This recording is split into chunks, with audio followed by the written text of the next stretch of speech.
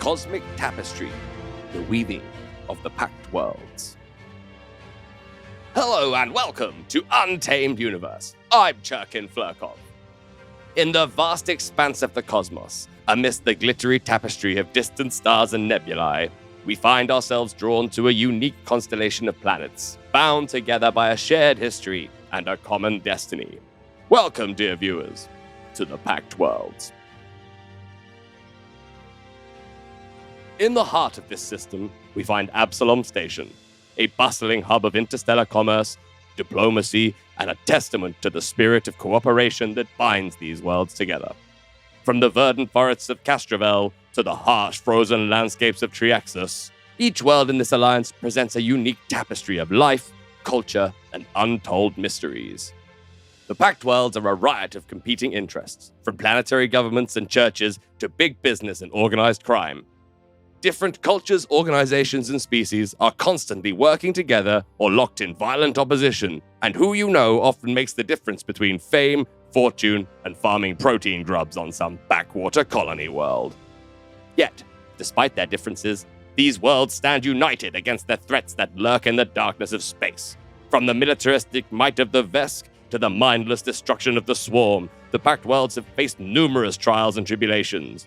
Their unity, however, has always been their greatest strength, a beacon of hope in the cold, unforgiving expanse of the cosmos.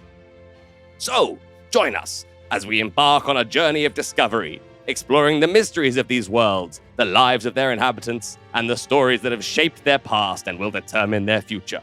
Welcome, dear viewer, to the Pact Worlds. From chaos to coalition. The birth of the Pact Worlds.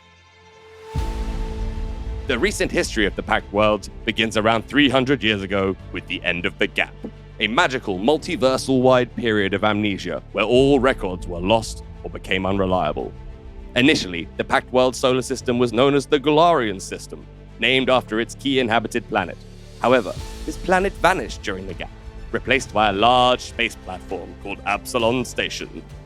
The newly ascended god Triune complicated matters by introducing the Drift, a previously undiscovered dimension that, combined with the god's new engine designs, allowed starships to travel between star systems in days instead of generations. Triune's signals spread across the galaxy in an instant, providing the new method of travel to countless cultures. While the effectively faster-than-light travel sparked a rush for territory and new opportunities, it also brought new threats, such as the alien pathogen known as the Stardust Plague, believed to have been brought home by incautious explorers. The greatest threat to date came from their warlike neighbor, the mighty Veskarian, which launched an invasion in the year 36 AG. In their exploration of the cosmos, the spirited voyagers of the Galarian system encountered a solar system inhabited by the Vesk, a species of aggressive reptiles. Having conquered their own system, the Vesk had ambitions on expansion, yet were devoid of the gift of interstellar travel offered by Triune. The Galarian explorers were welcomed initially, but as soon as the Vesk grasped the drift technology, they swiftly began to assemble war fleets targeted at the newfound neighbors.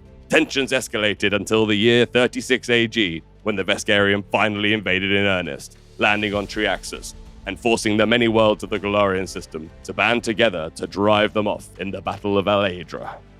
In the aftermath of this harrowing battle, the planets of the Galarian system acknowledged the impending threat and coalesced for mutual protection, birthing the coalition known as the Pact Worlds to stand against the Veskarian. They gathered on Absalom in 41 AG to create a system-wide alliance, allowing their planets to peacefully resolve conflicts and focus on defense. This agreement, known as the Absalom Pact, marked the official birth of the Pact Worlds. However, not all inhabitants were pleased with this coalition. A group of Eox's navy, the Corpse Fleet, whose undead troops had thus far enjoyed the most success against the Vesk, and still bitterly remembered their planet's ill-fated attempt to take control of Absalom Station in the notorious Magefire assault of 7 AG, fumed at the idea of being saddled with protecting the soft and fragile living creatures from other worlds. A group of admirals orchestrated a coup, attempting to take control of several key settlements and the ancient battle satellite called the Sentinel, but even their massive corpse ships were no match for the combined power of the planet's Bone Sage leaders. Many of the insurrectionists were captured and jailed by their fellow Eoxians. The remaining dissidents fled to the outskirts of the solar system. vowing to eradicate all life from the Pact Worlds and establish a new undead empire. Other members soon joined the Pact Worlds as they continued to battle the Veskarian. The insectile Shirins arrived in 83 AG, exuding goodwill and promptly integrating into Pact World society. They quickly spread through the Pact Worlds, becoming integral inhabitants. The Kasathas, who materialized in 240 AG aboard the colossal warship Idari, were less inclined towards complete assimilation, but rapidly emerged as crucial allies. Instead of colonizing Akiton, the Kasathas were granted citizenship and allowed to orbit the sun in their world ship. Although other sentient beings from beyond the Galarian system sporadically appear, drawn by the powerful drift beacon of Absalom Station, or brought back by Pact World explorers, the already diverse array of life forms in the system allows most newcomers to assimilate and settle, as long as they maintain a low profile. For the ensuing quarter of a millennia, the Pact Worlds and Veskarian systems remained each other's chief rival, contending for planets beyond their respective dominions and engaging in contained space conflicts along their borders, both evenly poised to deter a full-fledged assault. Other significant milestones include the granting of Pact World citizenship to the constructed race of androids in 154 AG, the discovery of empty bubble-shaped structures within the sun's burning plasma in 223 AG, and a historical peace deal between the Lashuntas and Formians of Castrovel in 287 AG, brokered by Shirin diplomats. This last event laid the groundwork for the eventual end of hostilities between the Pact Worlds and the Veskarian. The so-called Silent War ceased in 291 AG, when both systems were simultaneously assailed by the Swarm, a colossal world-devouring entity. Teetering on the brink of annihilation, the Veskarian and the Pact Worlds inked a formal alliance, jointly managing to expel the Swarm from their sector of the cosmos. Despite this alliance tempering open hostilities and enabling trade, both sides acknowledged that this union was forged out of necessity and could potentially collapse at any moment. Today, the Starstone, situated at the core of Absalom Station, acts as a navigational beacon for ships from across the galaxy, transforming the Pact Worlds into a bustling hub of interplanetary and interstellar commerce, as well as a mosaic of cultural and economic micro-conflicts.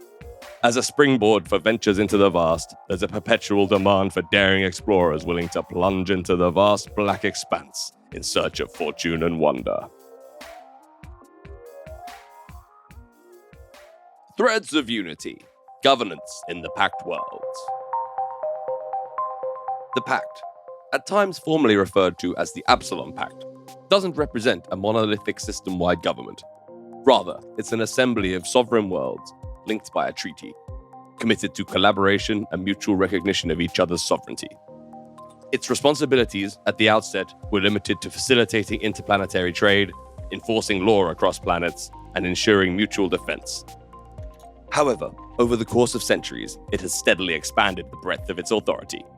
The Absalom Pact was initially proposed in 41 AG, recognizing the insurmountable strength of the Veskarian. Officials from Absalom Station, Castrovel, and Verces put forth the new arrangement, largely drawing upon the governmental system of Verces' Ring of Nations.